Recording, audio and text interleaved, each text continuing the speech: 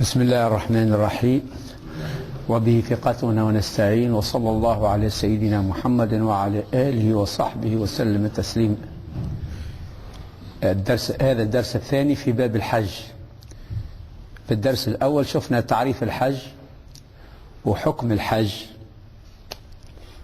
وهل هو يعني فريضة، ودليل كونه فريضة مرة في العمر، والدليل كونه هو فرض على الفور كما يرى يعني المالكي في المسألة هذه.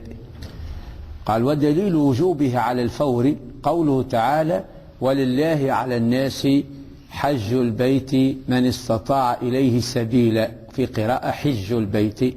ما هذه الآية ذي موجودة في آل عمران الآية 97.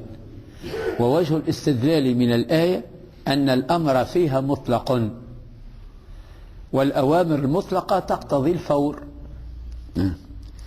الدليل الثاني عن أبي هريرة رضي الله عنه أن النبي صلى الله عليه وسلم قال: حجوا قبل أن لا تحجوا. يعني فما احتمال يجي وقت الحج ولي صعب أو يتمنع وقتيا ربما، وهذا تأكيد يدل على وجوب الفور واعتباره. الدليل الثالث عن أبي أمامة أن النبي صلى الله عليه وسلم قال: من لم يحبسه مرض أو حاجة ظاهرة أو سلطان جائر ولم يحج، يعني لما عندوش عذر من الأعذار ألا تجعله إذا كان ما حجش معذور، لكن إذا كان ما عندوش عذر من الأعذار وما حجش، قال: ولم يحج فليمت إن شاء يهوديا أو نصرانيا. يعني فيه تهديد على المتهاون يعني بالحج هو قادر عليه. شنو الإيمان؟ المال. لا عذر، ما عندوش مال، عذر زاد. الاستطاعة تتمثل في عدم القدرة، في إما مريض ما يقدرش، ولا ما عندوش مال ما يقدرش، بل ربما يبقى عنده المال باش يحج وما عندوش مال باش يخلي نفقة لعيال. يجي المال قد الحاجة قد قبل، لكن باش يخلي عياله مخصوصين، قال يعتبر غير مستطيع. وكذلك يعني إذا كان هو مستطيع وساعي لكن ما رخصولوش، كان ما رخصولوش في الحج يعتبر زاد غير مستطيع، مش يمشي بالقوة. هو إذا ما سعاش يسمى متهاون. إذا ما سعاش، إذا كان عنده الوسائل الكل ويعرف لو كان يسعى احتمال يعني يوصل يعني ويحج، ومع ذلك التهاون، هذاك هو المطالب. يعني عن ابن عباس رضي الله عنه أن النبي صلى الله عليه وسلم قال: من أراد الحج فليتعجل. يعني هذا الدليل الرابع، وهذا صريح في الفور. يعني كلمة فليتعجل فيها الصراحة كون الحج على الفور. والقول بوجوب الحج على الفور هو رواية العراقيين عن مالك، وقال الدردير هو الأرجح. يعني وإن كان فما قول آخر عند المالكية على التراخي، لكن هذا القول الراجح وهذا القول القوي هو على الفور. وقيل، أنا قال وقيل، قيل هذه تستعمل للتضعيف، يعني القول مقابل المشهور، قول أقلية ولا ربما قول واحد. وقيل هو فرض على التراخي إلى وقت يخاف فيه فواته بالتأخير إليه. هو قال هو فرض على التراخي، لكن إذا كان يعرف روحه مش يوخر حتى يوصل الوقت يعجز فيه يولي آثم. مش يعني إذا كان على التراخي على الإطلاق، يعني حج حتى عمره 90، لا، قال خطر احتمال يوصل لعمر أو سن اللي يولي ما عادش يقدر، وهو خلي عام الجاي، خلي عام الجاي، كان عشنا خلي عام الجاي حتى يوصل الوقت يولي عاجز، لا يولي آثم. هذا خطر أخر إلى درجة أكثر من المطلوب. ويختلف باختلاف الناس والأزمان، وهو رواية المغاربة. قال الباجي هو الأظهر عندي، هذا القول اللي راه الباجي وكذلك من فقهاء المالكي. ودلل عليه في المنتقى كما دلل عليه القرطبي في تفسيره، وابن رشد الجد في المقدمات، هذوما اللي راوا على التراخي، وابن رشد الحفيد في بداية المجتهد. وقال الشيخ محمد الطاهر بن عاشور يعني هناك من قال به في مذهب يعني مالك. وهذه أدلتهم. وليقولوا الحج على التراخي شنو عندهم زاد أدلة؟ قوله تعالى ولله على الناس حج البيت من استطاع إليه سبيلا. ووجه الاستدلال بهذه الآية أنها من سورة آل عمران وقد نزلت عام أحد سنة 3 من الهجرة، فيكون الحج قد فرض قبل حج النبي صلى الله عليه وسلم بسنين، والنبي صلى الله عليه وسلم لم يحج من العام الأول الذي فرض فيه الحج.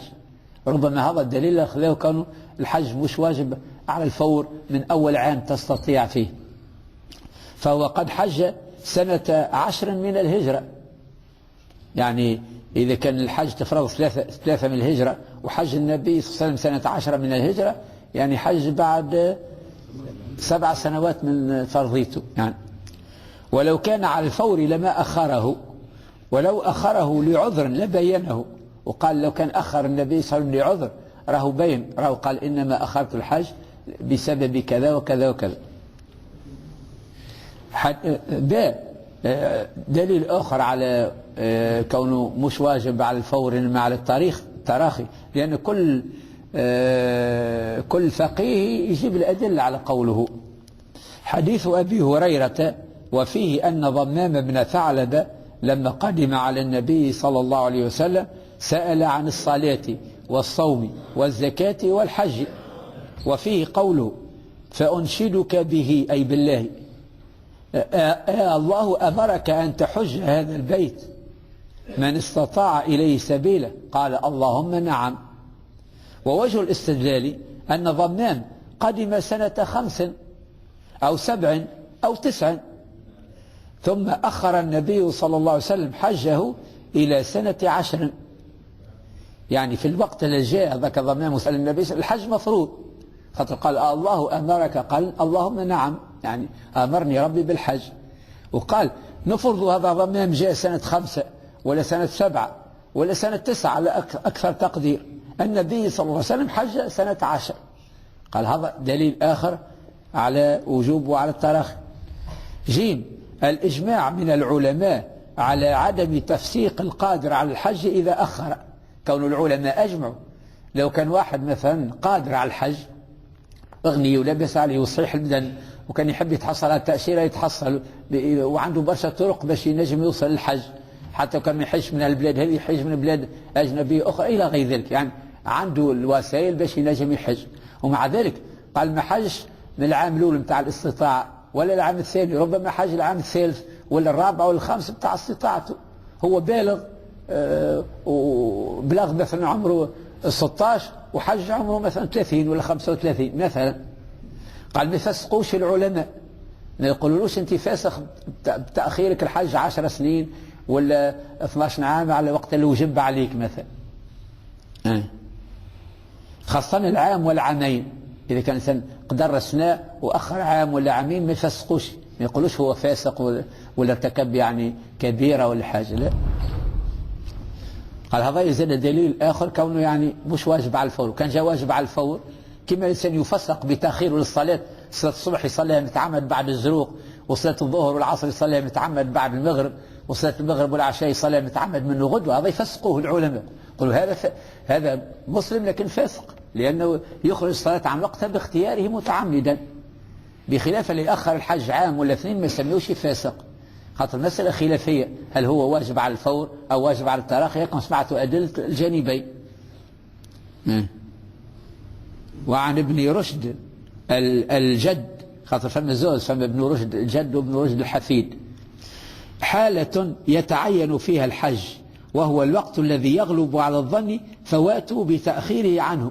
قال فما وقت يتعين الحج على كالشخص هذاك، إذا كان يعرف لو كان يأخر فما احتمال كبير ما عادش يحج، يا إما فما مرض متوقع أخبره الأطباء عنده مرض قاعد يستفحل مثلا، وإلا ماله قاعد ينقص، احتمال يجي وقت ما عادش يلقى حتى حق الحج، أو يعني شيء من الأشياء هذه اللي يتوقع راهو قد ما يزيد عام يعني احتمال عدم الحج يزيد يكبر.